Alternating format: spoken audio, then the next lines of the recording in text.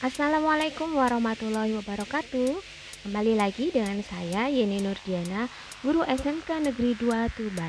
Kali ini saya akan membahas tentang aksi nyata modul 3.1 yang bertema pengambilan keputusan berbasis nilai-nilai kebajikan sebagai pemimpin. Pada pendidikan guru penggerak angkatan 9 Kabupaten Tuban ini, saya didampingi oleh Ibu Dewi Horaisin Saleh SPD MPD selaku fasilitator dan Ibu Yuyun Sriwahyuni SPD sebagai pengajar praktik. Tujuan pembelajaran khusus yaitu CGP dapat mempraktikkan proses pengambilan keputusan, paradigma, prinsip, dan pengujian keputusan di sekolah CGP. Deskripsi singkat kasus yang terjadi. Fas nama Samara adalah siswi kelas 12 di SMK Negeri 2 Tuban yang memiliki perilaku kurang baik, sering terlambat sekolah, alpa, dan tidak mengerjakan tugas yang diberikan oleh guru di kelasnya. Sebagai kakomli di jurusannya, saya juga membantu untuk penyelesaian permasalahan ini bersama wali kelas dan guru BK.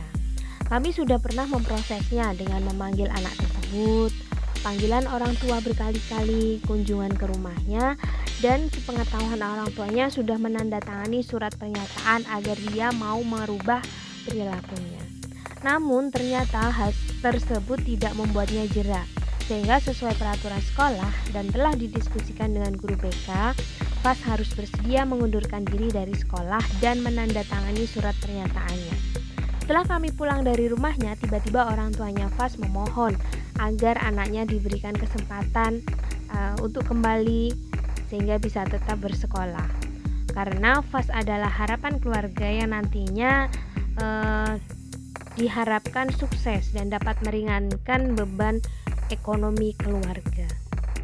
Alasan mengapa Fas sering terlambat, alpa, dan tidak mengerjakan tugas adalah keterbatasan waktu dan kesempatan orang tuanya untuk mengantarkannya ke sekolah karena kendaraan hanya satu, sedangkan ayahnya juga harus mengantarkan sekolah dua adiknya dan masuk kerja pagi sekali. Jarak rumahnya pun cukup jauh dari sekolah.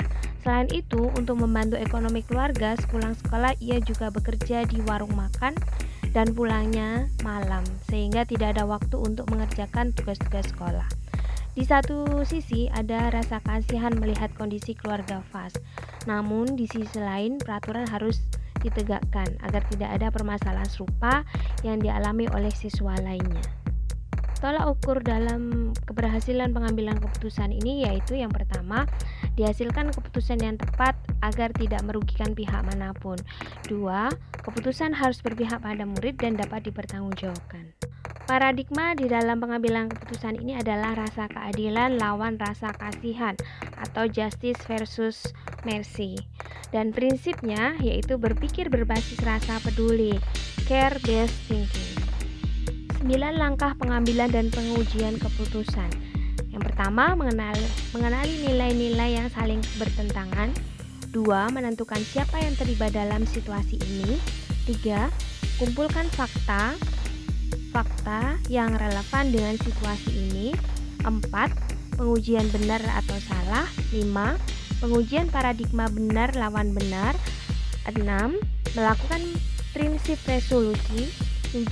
Investigasi opsi trilema. 8. Buat keputusan. 9.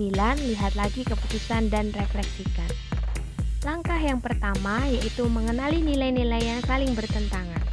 Nilai yang saling bertentangan adalah nilai keadilan dan nilai kemanusiaan. Langkah yang kedua, menentukan siapa yang terlibat dalam situasi ini. Yang terlibat dalam kasus ini antara lain murid, wali kelas, guru BK, kakomli, kesiswaan, kepala sekolah, orang tua atau wali murid. Langkah yang berikutnya, kumpulkan fakta-fakta yang relevan dengan situasi ini. 1. Fas adalah murid yang sering terlambat sekolah, alpa, dan tidak mengerjakan tugas dari guru-gurunya. 2. Wali kelas dan guru BK sudah berulang kali memanggil orang tuanya, melakukan kunjungan, dan sudah membuat surat perjanjian tertulis. 3. Berdasarkan peraturan, Fas harus dikeluarkan dari sekolah dengan menandatangani surat pengunduran diri oleh orang tuanya. 4. Orang tuanya memohon agar anaknya diberi kesempatan sekali lagi untuk tetap bersekolah dan merubah sikap dan perilakunya. 5. Alasan FAS sering terlambat yaitu alpa dan tidak mengerjakan tugas yaitu karena faktor keterbatasan ekonomi, kendaraan yang dimiliki oleh ayahnya hanya satu dan harus menunggu ayahnya mengantar sekolah adik-adiknya, serta jarak rumahnya jauh. Selain itu, setelah pulang sekolah dia bekerja di warung makan, pulangnya hingga larut malam sehingga kecapean dan tidak sempat mengerjakan tugas sekolah. Langkah berikutnya, pengujian benar atau salah. Yang pertama, uji legal. Tidak ada aspek pelanggaran hukum dalam situasi ini. 2. Uji regulasi.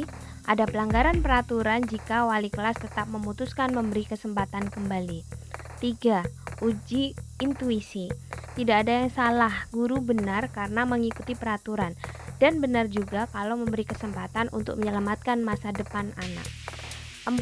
Uji publikasi. Saya merasa tidak senang jika keputusan saya dipublikasikan, karena akan memicu murid lain untuk melakukan hal yang sama. 5. Uji panutan. Panutan saya akan memberi kesempatan kepada murid tersebut dengan harapan akan ada perubahan. Langkah berikutnya, pengujian paradigma benar lawan benar. Paradigma yang sesuai dengan situasi tersebut adalah rasa keadilan lawan rasa kasihan. Berikutnya, melakukan prinsip resolusi. Prinsip penyelesaian dilema yang dipilih adalah berpikir berbasis rasa peduli atau care-based thinking. Investigasi opsi trilema. Sebagai kakomli, saya akan mengusulkan untuk memberi kesempatan kepada murid tersebut untuk dapat memperbaiki kesalahannya dengan catatan akan ada pembinaan oleh guru BK secara berkala dengan dipantau oleh waka kesiswaan. Langkah yang ke-8 adalah buat keputusan. Dengan mempertimbangkan segala kemungkinan yang akan terjadi, maka diputuskan memberi kesempatan kepada murid tersebut untuk tetap bersekolah dengan catatan akan ada pembinaan oleh guru BK dan dipantau oleh kesiswaan. Wali kelas pun juga akan terus memonitoring dan akan berkonsultasi dengan kepala sekolah untuk memberikan kebebasan atau pembebasan sumbangan komite agar anak tetap semangat sekolah dan orang tua tidak terbebani. Langkah yang terakhir, lihat lagi keputusan dan refleksikan. Keputusan yang diambil adalah tetap memberi kesempatan kepada FAS agar terus bersekolah. Kejadian ini memberi pelajaran kepada kita sebagai pendidik bahwa setiap keputusan akan ada risiko yang akan terjadi.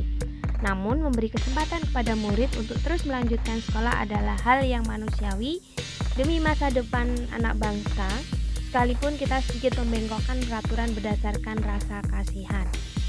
Demikian pemaparan dari saya tentang pengambilan keputusan berbasis nilai-nilai kebajikan sebagai pemimpin. Terima kasih. Wassalamualaikum warahmatullahi wabarakatuh.